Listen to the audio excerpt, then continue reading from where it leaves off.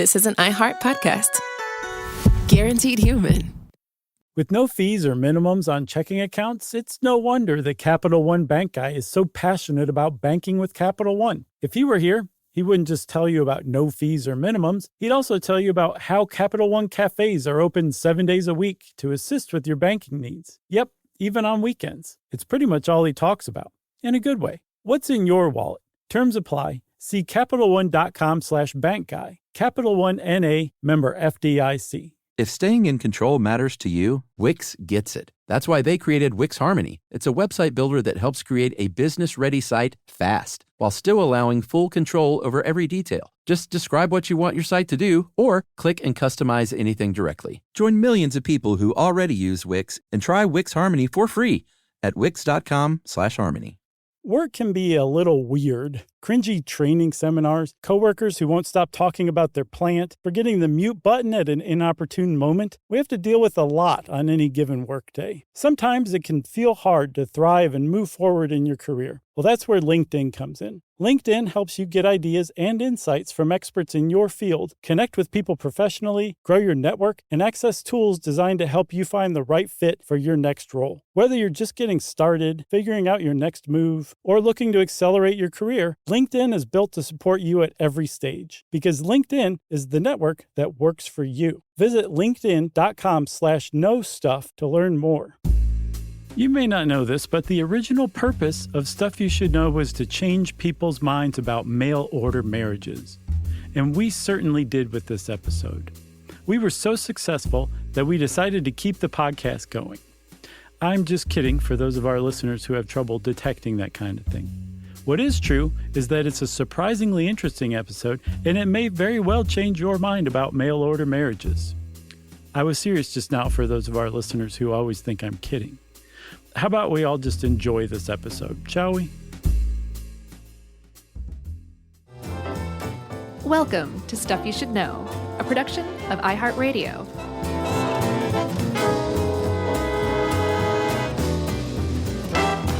Hey, and welcome to the podcast. I'm Josh, and there's Chuck, and Jerry's here too. And this is Stuff You Should Know about mail-order marriages.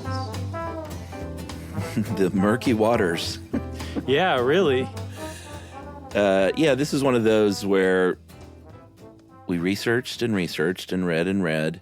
Yeah. And I think it's one of those deals for me that's like, and this is just my opening statement. Okay. Where it can be a positive thing, like a dating service in some ways. Mm-hmm. But there is certainly a darker side to the whole situation. I already know how you feel about it, and I feel like it's coming through clearly. Yeah, I mean, it's one of those really murky things where sometimes you hear these really great stories about people that do are looking for love and find love with someone from another country, mm-hmm. and it works out for everybody. Yeah.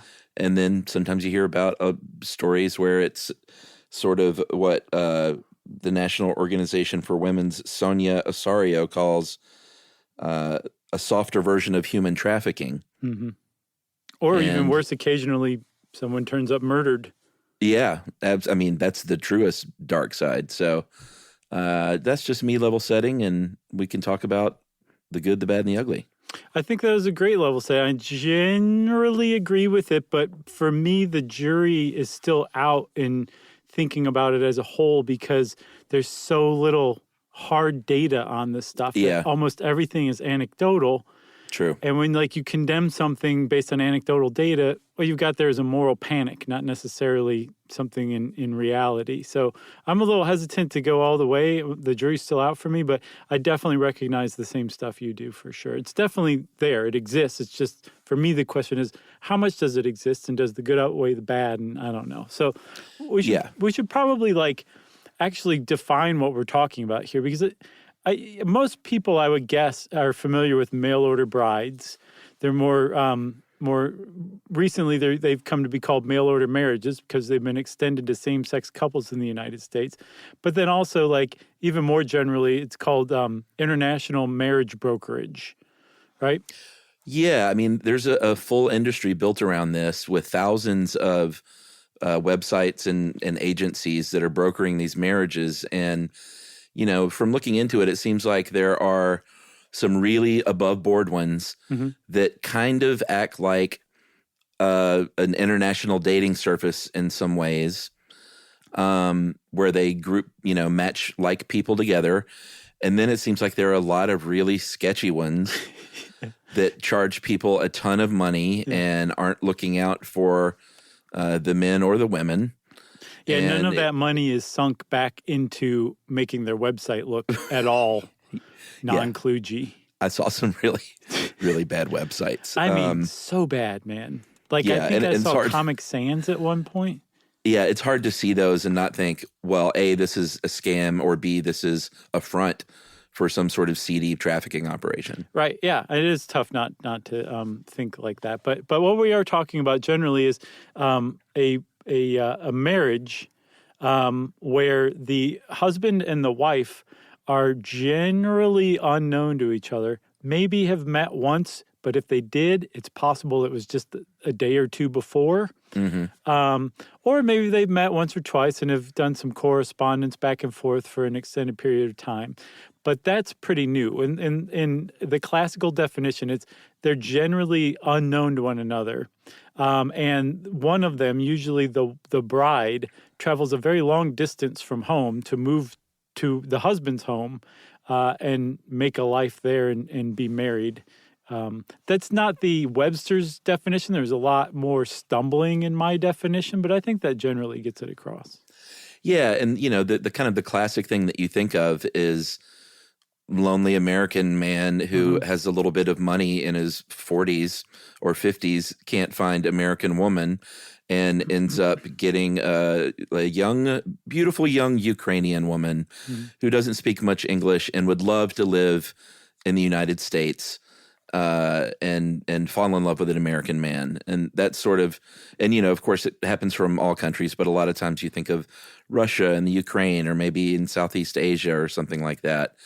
That is sort of, I feel like when people say that term, most people, that's probably what pops into their head. Yeah, or I think you're being rather generous. I think a lot of people would be like, some sad sack who can't find a woman in America has to go look elsewhere to get really judgy about it. And I think people are really judgy about mail order marriages.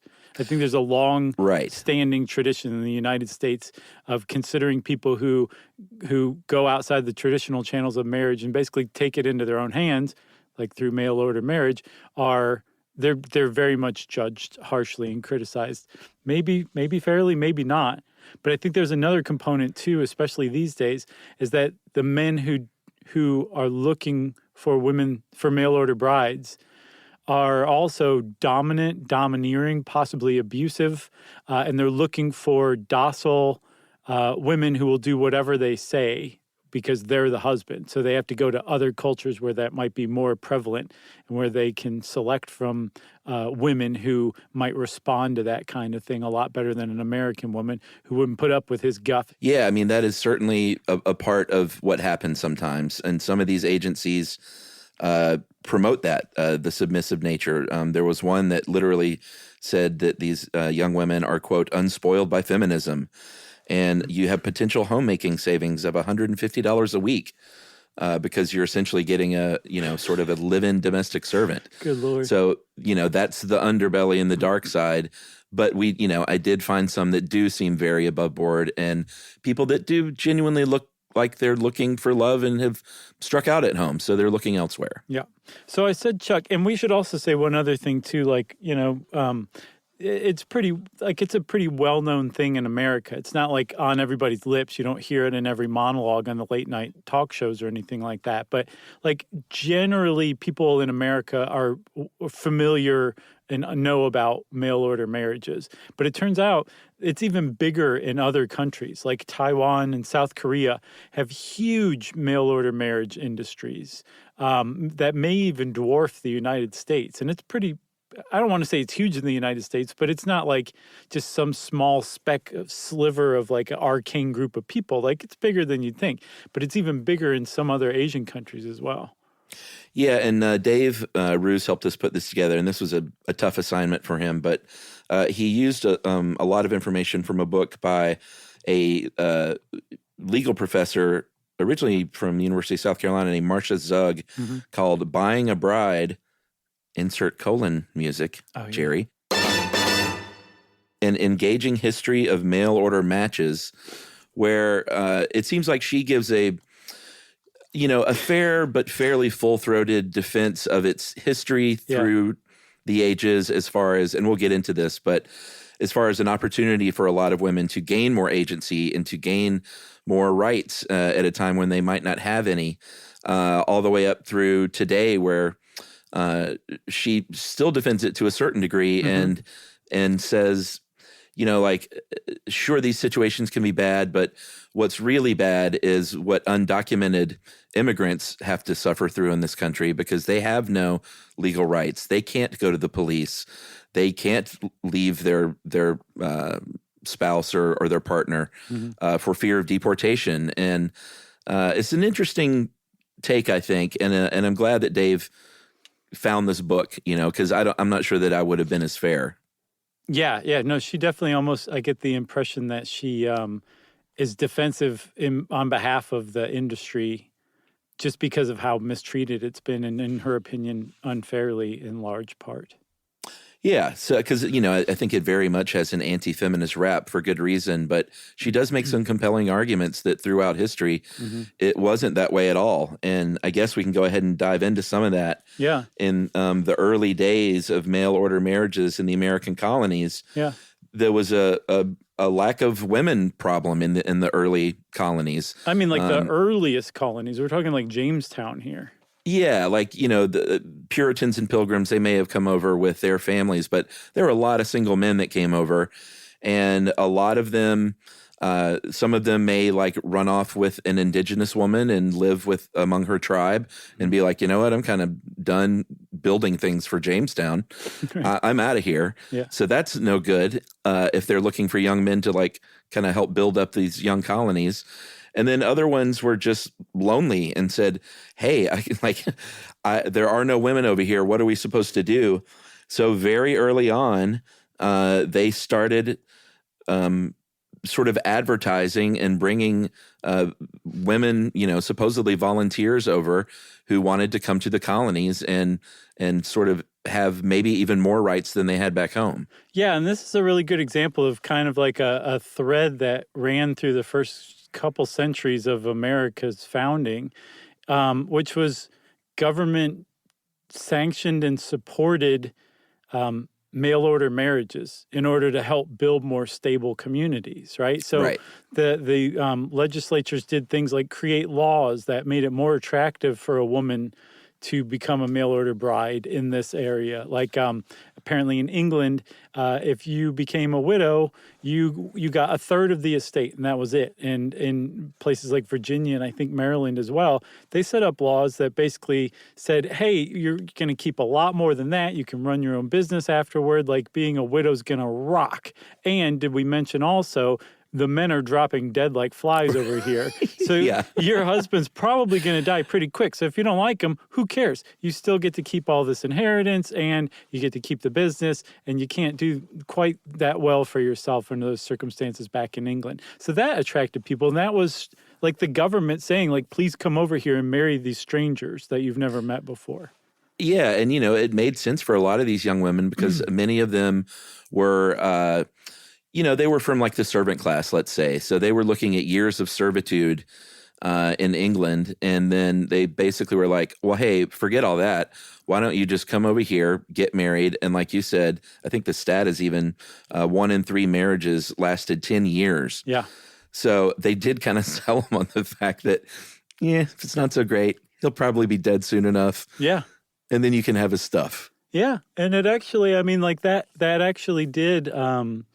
attract some women. I think at least I don't know if we have the number, but there definitely were what they called tobacco wives who came to marry new tobacco planters who were setting up their own fortune. And I actually had to prove that they were of financial means by donating 150 pounds of gold leaf tobacco to the Right. Virginia company to take part in this, right?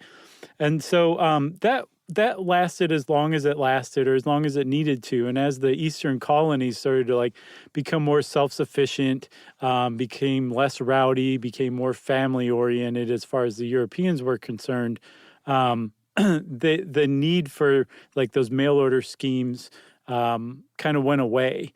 But then as America kind of expanded further and further west, the frontier kept recreating itself in different places. So, it went from the eastern colonies to, along the Mississippi and then further and further out west. And every time it did that, this new iteration of the frontier was settled by rowdy men. And they would have to figure out a way to attract women to come out to marry the rowdy men, so they would stop beating each other up in bar fights and become more productive citizens. And that kept going on throughout the 18th and 19th centuries in the United States.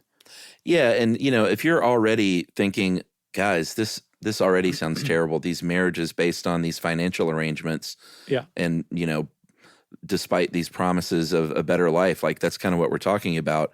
Like, welcome to marriage in the 17th and 18th century. Yeah, don't be so naive.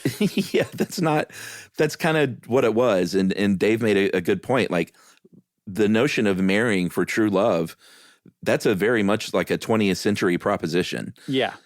Even if it wasn't a mail order bride situation, it was someone's dowry or parents sort of arranging marriages and saying this family should marry this family, which still goes on today, I should point out, among like the blue chip and the high society. Sure. Like, and Arthur had to marry Susan. Let's not forget that. Everybody with a Habsburg jaw was an arranged marriage, I'm guessing. He couldn't marry Liza Minnelli, the young waitress from I'm Queens. Sorry, I didn't realize you were making the movie reference. I thought you were What other Arthur and Susan? I thought you were using like Biff and Muffy, like General. Oh, Arthur and Susan. Like Okay, Blue sure. Blood. Yeah. Names. I got it now. I got it. But the point is that marriage was a financial arrangement many and most times back then. I'm not saying no one ever married because they were in love. I'm sure that happened. But it had to tick a lot of boxes back then. So it was just sort of the way it was. And so this solved problems for early settlers and for westward expanders. They made things really attractive in California for women. They made it easier to divorce your husband if you wanted to. They made it easier or just legal to own and buy and sell land, which is not something you could do at other places in the country. So they were trying to make it an attractive situation for women to move west because they needed men and women out there. And I think between 1850 and 1860, the population of women in California increased from 3% to 19% of the total population. So it was working. Yeah, it was. And it wasn't just California, but Washington State also participated. I think Oregon may have as well. And there would be these schemes, and I don't mean scheme like, like dastardly scheme, but like a plan. A good scheme. Yeah. Where like a guy would go around to the bachelors out in like Washington territory and be like, give me $100 or I think $300, which is about $5,000 today. And I will bring you a suitable wife. At least one guy did this. Asa Mercer was a marriage broker, and he would go back east, say, hey, there's like this great booming economy out west. Why don't you come with me? And like he would return with like 100 women, and some of them would get married immediately. Some would wait.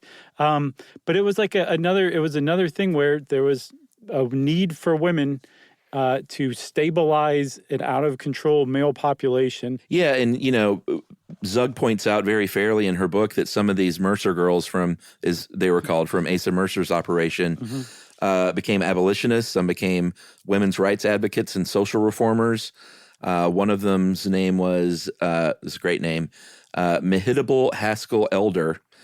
And she organized the 1871 Women's Rights Conference in Olympia, Washington, and recruited one Susan B. Anthony as the territory delegate for the National Women's Suffrage Association convention. Yeah, right. So, in a lot of cases, these women did find agency, and they did get out of a better situation than they were in back east. Hey, so you want to take a break and then we'll talk about the probably what was the real birth of mail order marriages? Sure. Okay, we'll be right back.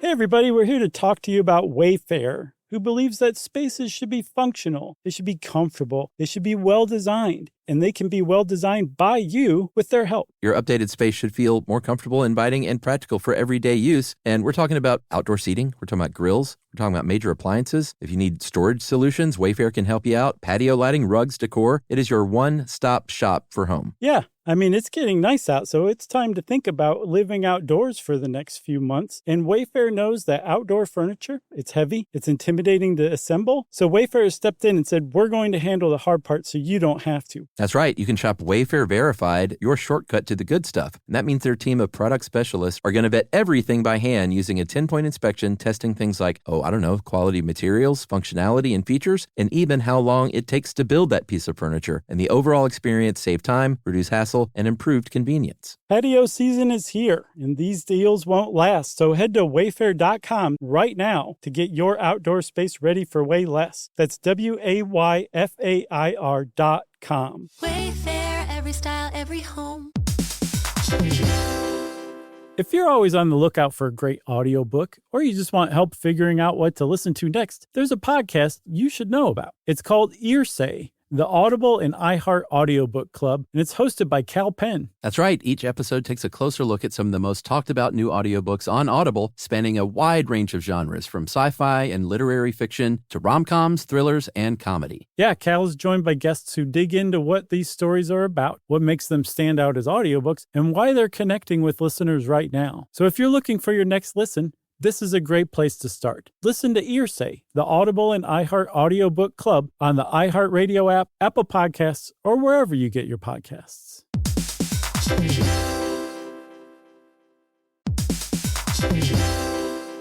Dell PCs with Intel Inside are built for the moments that matter, for the moments you plan and the ones you don't. Built for the busy days that turn into all-night study sessions, the moment you're working from a cafe and realize every outlet's taken. Yeah, the times you're deep in your flow and the absolute last thing you need is an auto update throwing off your momentum. That's why Dell builds tech that adapts to the way you actually work. Built with a long-lasting battery so you're not scrambling for the closest outlet, and built-in intelligence that makes updates around your schedule, not in the middle of it. That's right. They don't build tech just for tech's sake. They build it for you. Find technology built for the way you work at Dell.com/Dell PCs. Built for you.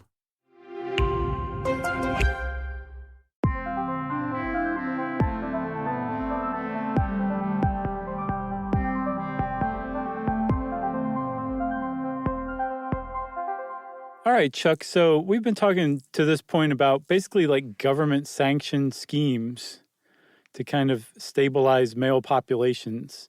There was also at the same time, beginning in the 19th century, I think starting in England, actually in the 18th century, that was kind of simultaneously unfolding.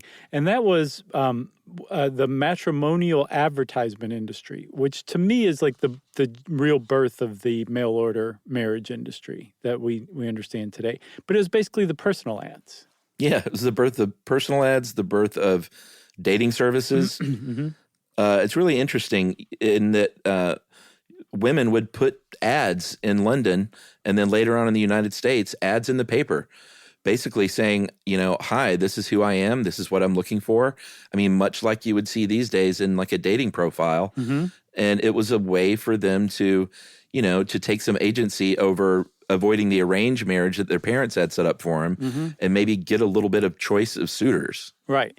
And I mean, like that is like taking control of your own marriage prospects. And it was, I guess radical is probably a pretty good word, but it picked up, it caught on, especially in the U.S. By the end of the 19th century, it really started to catch on to where there were like magazines that were like dedicated just to matrimonial advertisements, right? Yeah. Like there was the matrimonial news, which is actually the most straight ahead of all of them. Yeah, I like Cupid's Messenger. That sounds like a cute one. What about Heart and Hand? Heart in Hand. And then to me, this one, I guess they were just trying to play it really safe. The Standard Correspondence Club. Right. Good day to you. Right. Exactly.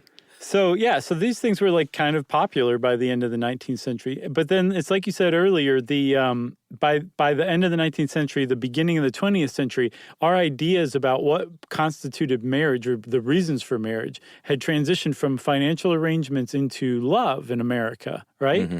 And so there was simultaneously a popularity of matrimonial advertisements and people taking control of their own marriage prospects.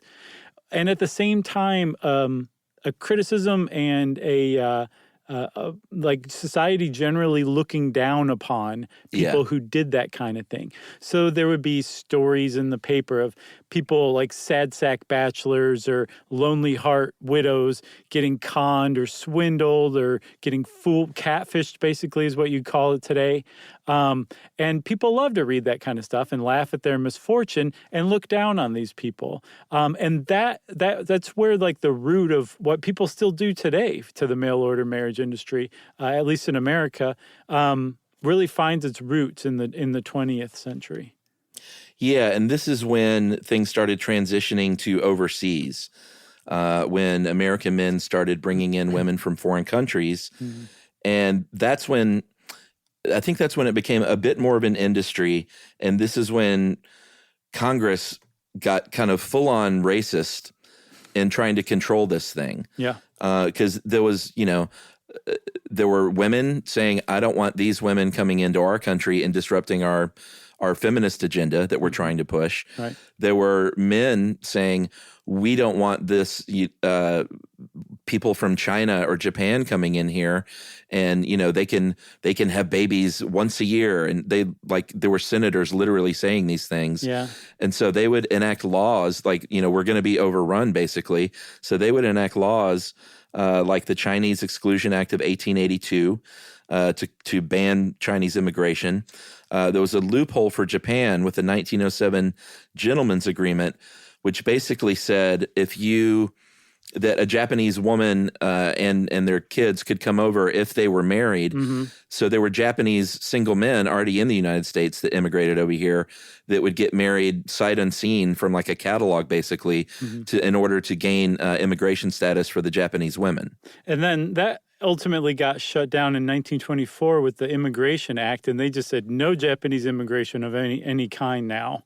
After that. So there was a huge anti-Asian thread from the late 19th century and the early 20th century based on immigration. And a lot of that kind of centered on mail order marriages. But then one of the other things that really kind of cropped up as a result of mail order marriages going from like women back east or women coming from Europe to women coming from Asia to marry white American men, was there was this idea that the women were nothing more than like looking for a green card, basically, American citizenship, trying to escape their own country. And you run into that criticism today, I mean, just as much as you would have back in 1924 when they passed the Immigration Act against Japanese people. Oh, yeah, because, and this is from Zug's book, she talks about Mexican women, Greek women, Asian women, Jewish women, Italian women. They were much more likely to be deported under an LPC charge, which is a person that is likely to become a public charge, basically, like to come over and sort of live off the government. If they were from these countries, and a way around that was to get married and get that green card. So that criticism came pretty straight away, I think. Right. And then the other one is that they were basically all just sex workers in disguise coming over under the guise of being mail order brides, but really they were coming over here to prostitute themselves and behave immorally. And again, this is another accusation that you see today, except the onus has, or the focus, the empathy, I guess, has evolved from being put on society, being attacked by these immoral women, to the women themselves being trafficked by international criminals. But it's still generally the same accusation. It's just altered itself some. You know what I'm saying? Yeah, absolutely. And And, that sort of anti-feminist charge from American women saying that, these women from other countries are coming over here and they do whatever their husbands tell them, and this is setting us back. They would say the same thing, though, about war brides. If you were a soldier in Korea or Vietnam and brought a woman back over, they would have that same kind of charge levied against them, saying the only reason you're bringing these women back is because of the power imbalance that is now gained. And, Right. That can be fair to a certain degree. It's really hard to talk about marriage like this without talking about inequity and a power imbalance from the beginning. Not to say that doesn't change and that there aren't great success stories where both partners are equal and they both contribute and they both, respect one another's viewpoints. But anytime you are in a situation where you are bringing someone over from another country that is escaping a bad situation and looking for a more prosperous situation, and you can provide that and you are paying the money to the service for linking you, there's a power imbalance there from the beginning. Yeah, well, there's a power imbalance in that, like, you probably don't speak the language as the mail order bride. You don't have any friends. You don't have any family. You don't have any social structure to depend on. The only person you have to depend on is your husband. And Right. if he's not very nice to you, or even worse, abusive toward you, Yes. you're in big trouble. And then it's Yep. also, like you said, if you are escaping poverty back home, you might show up with basically no money. And so if you just found out that this guy is not all he's cracked up to be, or he is abusive, or he's actually got a terrible criminal record or terrible credit or all sorts of stuff that you wouldn't have otherwise come over for, you're stuck here. And according to some human trafficking groups, that is a broad definition of human trafficking, where a person is moved from one place to another for financial means and then ends up becoming dependent financially in a situation that they otherwise wouldn't want to be in. They would not have chosen to put themselves in. That's as much human Right. trafficking in a broad definition as somebody being kidnapped and forced into sex work. Yeah, and even if there is no no literal violence or abuse, that doesn't mean that it's an equitable situation, because someone can essentially be almost a captive in their own home. Like you said, if they don't speak the language, they have no advocates over here for themselves or friends to help them and to speak up for them. And it's, you can see why it gets a bad rap for sure. So on the flip side, though, there have to be men out there who just struck out consistently with America or American women or men and took matters into their own hands and looked abroad. And the best way to do that is a marriage broker. And there's plenty of places you can do that. And then also the other problem with just basically characterizing mail order brides as nothing but like victims ripe for exploitation is to really miss the personalities of a lot of them, where to put yourself out there as a mail order bride shows or demonstrates like a lot of initiative compared to just staying back home and making do with your lot in life. Like if you're a widow in some countries and you have kids, you might not be remarriable. There might not be anybody who wants to marry you. And so you're doomed to a life of solitude and single motherhood, whether you like it or not. So if you just say, okay, well, that's my lot in life, that's what I'm doing, okay, fine. But if you say, you know what, no, there's another way out, and it might not be the most tasteful thing that I would have chosen for myself before, but I really want to make sure my kids are taken care of, and I'm going to go seek a husband elsewhere, that demonstrates a lot of self-starterness, I guess, that I think kind of undermines a lot of the view of mail order brides as these kind of like simple-minded, docile women that can't fend for themselves or stick up for themselves. Yeah, and it's also a real slippery slope to judge. I mean, we all think like, oh, you should only fall in love with love at first sight, and that should be all it is, and that should be what marriage is based on, full stop. Right. It's a real slippery slope to to judge someone else's situation if it's working out for both of them. If it is a rich old guy in his 60s who is like, you know what, I want to live out the last 15 years of my life with a partner. And there's a beautiful young Ukrainian woman who's like, you know what, I've got nothing going on over here. I don't have a lot of prospects. My country is not, doing me any favors. And so I'm going to go over and marry some rich guy, and we're going to be happy for the last 15 years of his life. Mm-hmm. And they travel, and they take cruises, and they have a good time together. Like, it's a real slippery slope for someone to come in and say, well, no, that's wrong. Yeah.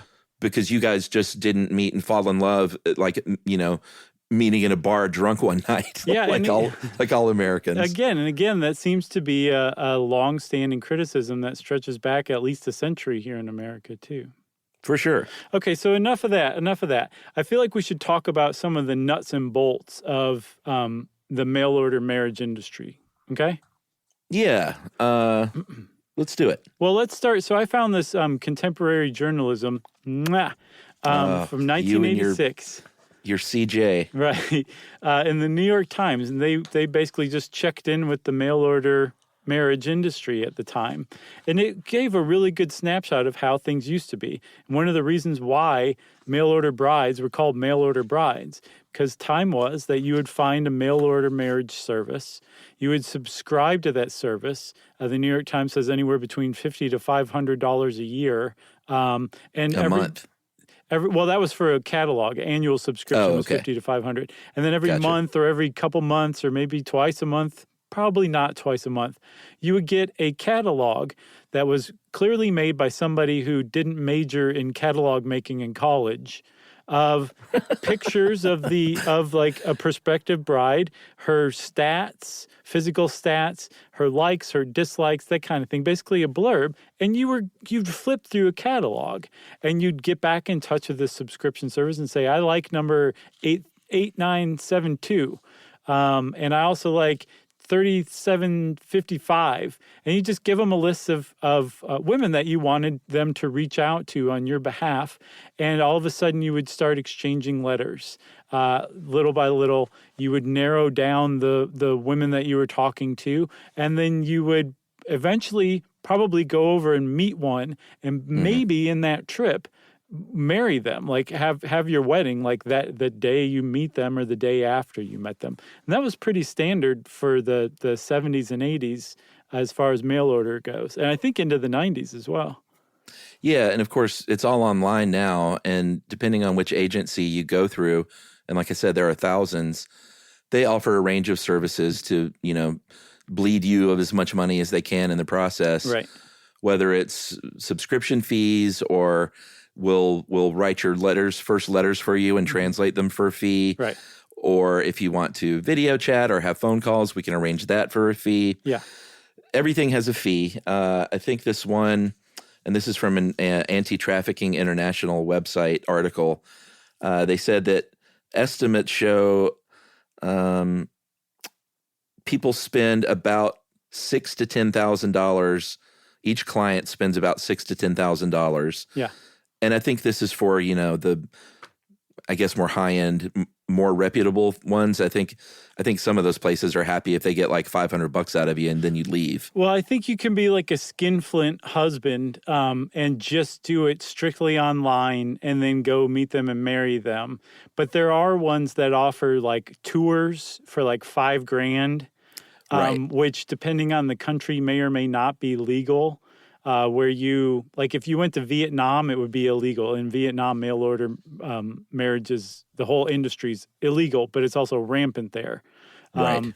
And there are like whole hotels where a woman goes and stays, and then tours of like guys from Taiwan or South Korea or the United States come through and meet them. And I think human trafficking people are like, and do God knows what else for money. And if you hit it off with one, maybe you like start talking to them a little more, or you marry them on the spot, that kind of thing. But there's tours you can go on. And depending on your view of the mail order marriage industry, it's either a tour where you're going and meeting a lot of prospective brides, or it's basically a sex tour to Vietnam.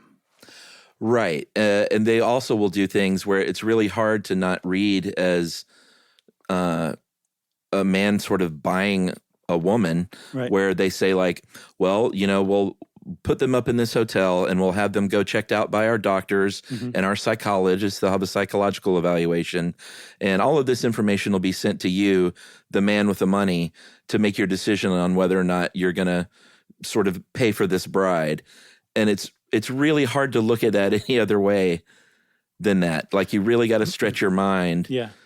But then you will read a story about a couple that are deeply in love for 20 years on, and who had kids in America and who had a great life together.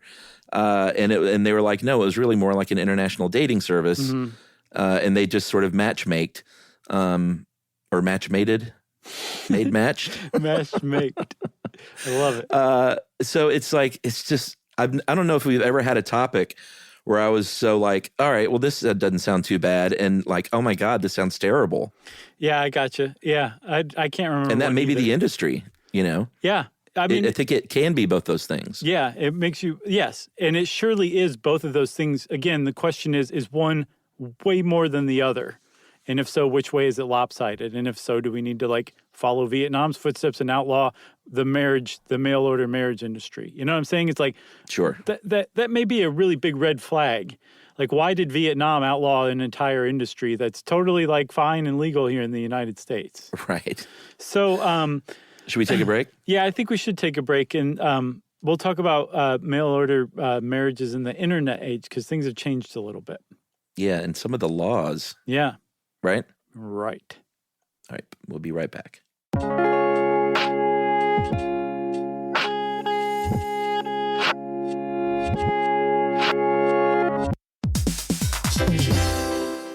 If you're always on the lookout for a great audiobook, or you just want help figuring out what to listen to next, there's a podcast you should know about. It's called Earsay, the Audible and iHeart Audiobook Club, and it's hosted by Cal Penn. That's right. Each episode takes a closer look at some of the most talked about new audiobooks on Audible, spanning a wide range of genres, from sci-fi and literary fiction to rom-coms, thrillers, and comedy. Yeah, Cal is joined by guests who dig into what these stories are about, what makes them stand out as audiobooks, and why they're connecting with listeners right now. So if you're looking for your next listen, this is a great place to start. Listen to Earsay, the Audible and iHeart Audiobook Club, on the iHeartRadio app, Apple Podcasts, or wherever you get your podcasts.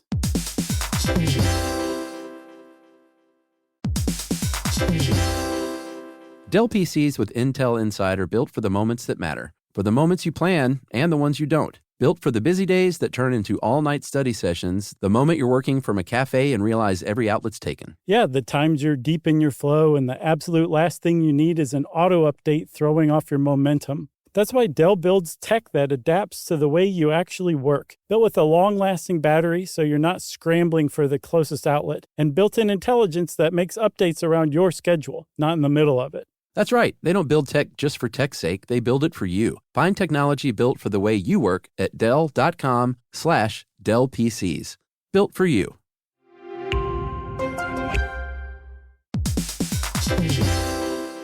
On eBay, every find has a story. Like if you're looking for a vintage band tee, not just a tee, the band tee from the last show your favorite band ever played. You wore it everywhere. Then your girlfriend started wearing it, which was cute, until she dumped you and took it with her, which was not so cute. Yeah, well, anyway, now you're on eBay. And there it is. Same tee from the same tour. Still living in your memory, rent-free forever. See, the things you love have a way of finding their way back to you. But eBay isn't just for getting whatever your ex-boyfriend or girlfriend stole back, right? No, it's also for that rare championship foul ball you caught, then heroically gave to the kid next to you. And where else are you going to find your first car? The one you wish you'd never sold. But now, finally get the chance to take it back home. For good this time. So shop eBay for millions of finds, each with a story. eBay. Things people love.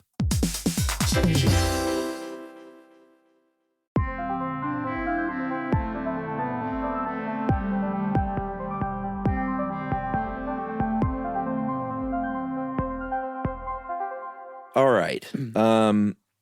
Really quickly, this the great article I found that from the Anti-Trafficking International site, they did kind of talk a little bit about what it means for your immigration status and how, because I mentioned earlier that Zug said, who's really at risk are undocumented immigrants because they have no recourse. Right. But even if you do come over as a mail order bride, and here's basically what happens. The Immigration Marriage Fraud Amendment, which was enacted in 1986, is basically the husband will apply for a spouse or a fiancé visa, and then the bride has to marry the husband within 3 months upon arrival in the U.S. So there's a 3-month sort of try it out period. Right. But the bride only has conditional resident status for 2 years. So in that 2-year period, at the end of which they have to apply jointly for her permanent status as a resident, in that conditional 2-year period, that is the dodgy territory where they're basically like, the bride is completely dependent on the husband. He holds all the cards. They're very vulnerable at this point. They may have linguistic isolation or cultural isolation. They may not have that social network that we were talking about, or be completely economically dependent on the husband. And they might be afraid that he'll be like, you know what? It's in that 2-year frame. I can still have you sent home. Right. So you better be nice. And this is basically where they're saying this is just sort of a softer version of trafficking. Right. Even though, and there is real trafficking attached to this, we're not talking about that. We're talking about women who do come over voluntarily. Right. But they still see that as a sort of a softer version of that. So, and that power dynamic, and the one where you mentioned where the men were supplied with all the information, where the mail order brides had basically none about the men, that's changed in the last few years thanks to the internet and thanks to things like video chat and texting and Facebook and Skype. And now women are able, just through the simple tools of the internet, to be much more discerning and discriminating in the men they choose. It's not just like, I'm going to put myself in a catalog and cross my fingers. They're putting themselves out there much more, at least ones that are members of legitimate mail order marriage brokerages, right? Yeah, and there were very sadly a couple of high profile murders leading up to the International Marriage Broker Regulation Act in 2005. And this is where things really kind of changed as far as at least trying to help adjust that power dynamic, in that if you are a legitimate brokerage agency, you're required to provide these women with a lot of information now about the men, whether or not they're on state or national sex offender registries, background on their like financials. Yeah. They're given information on domestic violence and like what that looks like, and how to go to the police and stuff like that, and that you can do stuff like that. Yeah. Arrest history, marital history, residence history, if they have kids. That's a big one. All kinds of stuff now that these agencies have to provide about the men for the women. Yeah, and so people who are like, hey, that's not cool, man. If you were an American woman just dating an American man, you wouldn't have access to that kind of information. Right. That's really invasive. It is true. It's also almost basically a straw man argument, because an American woman is not going to be in the kind of isolated, completely dependent situation that a mail order bride's going to be in. And so the mail order bride needs a lot more safeguards than just an average American woman's going to need. So nice try, but that argument doesn't hold water at all. Yeah, I agree. You talked earlier at the beginning about a lack of data and statistics. They don't even really know how often this is happening, much less how many are successful and how many times they end like poorly or in abuse and things like that. There are a few numbers out there. I think the how do you pronounce that? I want to say Tahiri Justice Center. They estimate between 11,000 and 16,000 women immigrate each year through a marriage broker. The INS has it more like 4,000 to 6,000.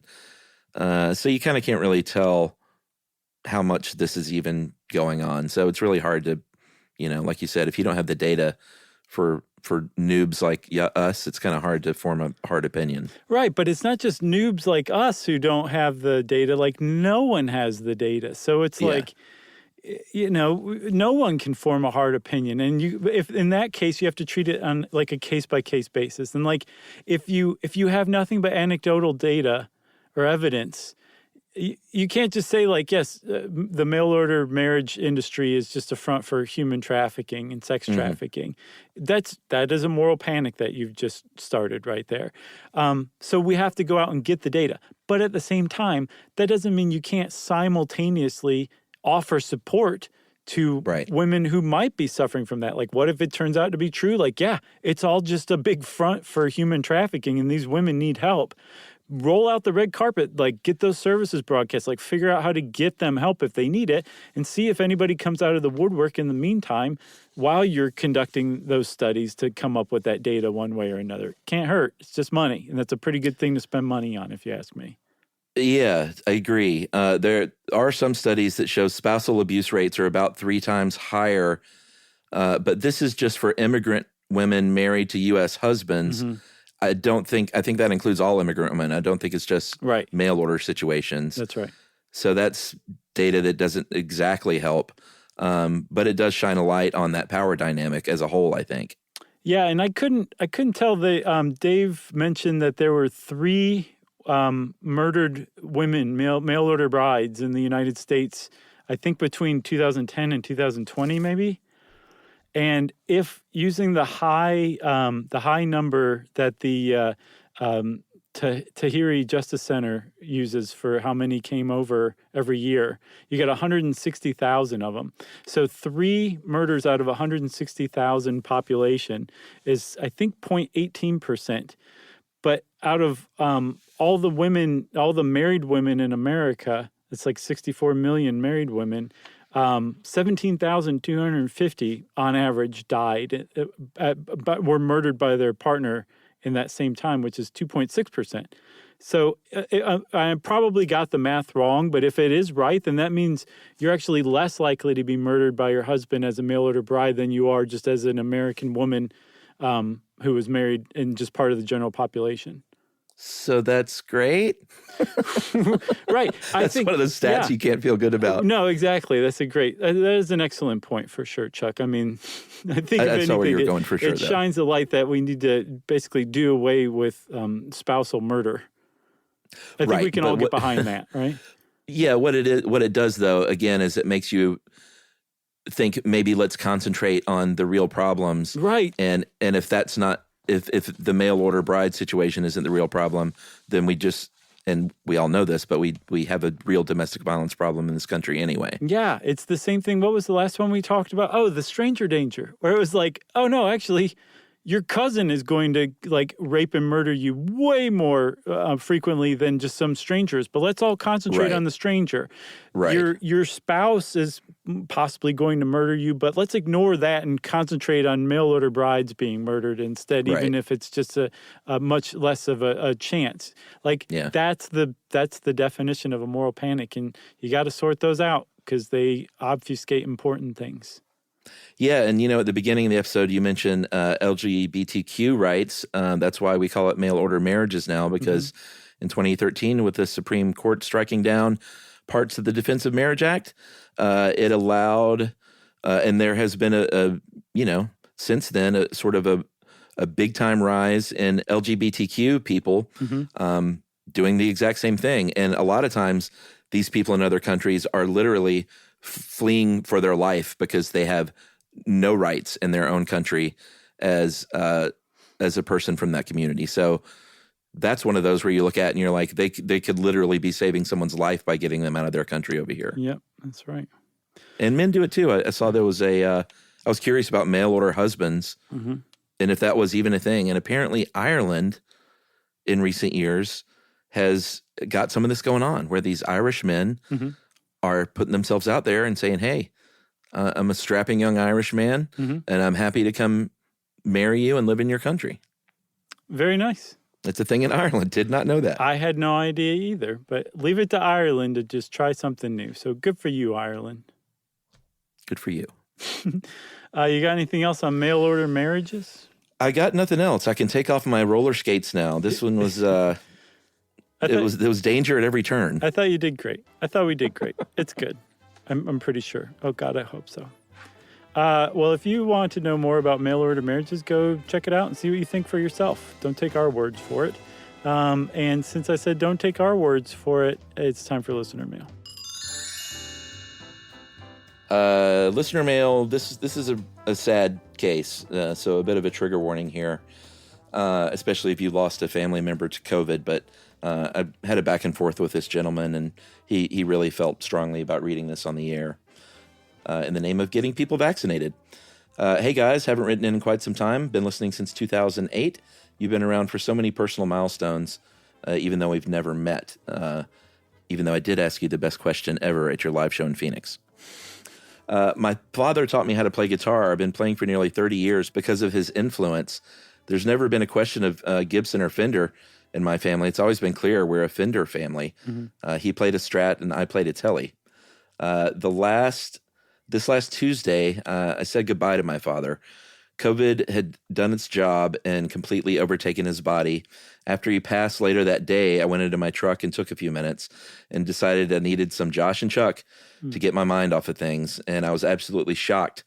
On that day, Leo Fender and Les Paul came through in my feed. Nice. My father and I did not have anything we bonded over more than our love of music and playing guitar, an affinity for Fender, and a dislike of all things Gibson. Sorry, Chuck. There could not have been a more perfect topic to help me through one of the hardest days of my life.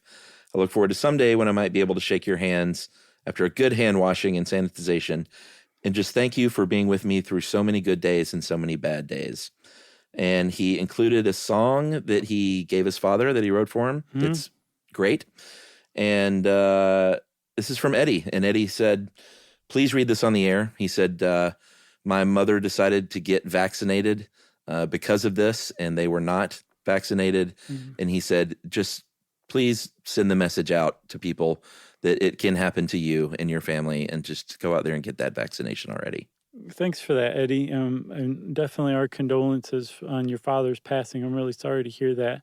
But I'm glad we could bring you a little measure of comfort at a terrible time. So thank you for letting us know about that. And also thank you for telling everybody to get vaccinated, because that's a pretty good thing to use your position for. So I think, like Eddie said, go get vaccinated. Yeah, we said it. Go get vaccinated. Okay? Okay. Agreed. And in the meantime, if you want to get in touch with us, you can send us an email to stuffpodcast@iheartradio.com. Stuff You Should Know is a production of iHeartRadio. For more podcasts from iHeartRadio, visit the iHeartRadio app, Apple Podcasts, or wherever you listen to your favorite shows.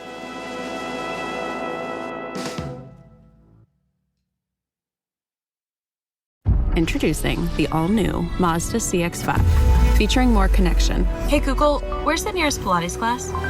Safety that has your back. More discovery on the scenic routes. More passion in the details. And more control in changing weather. The all-new Mazda CX-5. More to move every side of you.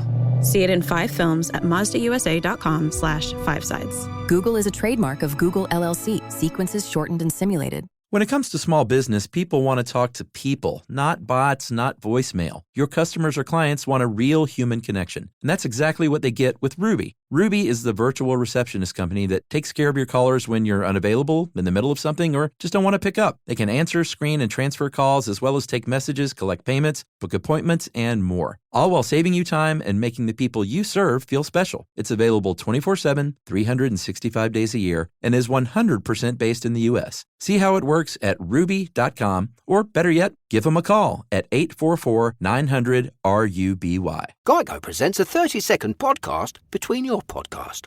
Today's story is shared by one of our listeners. It's called Betrayed by Bill.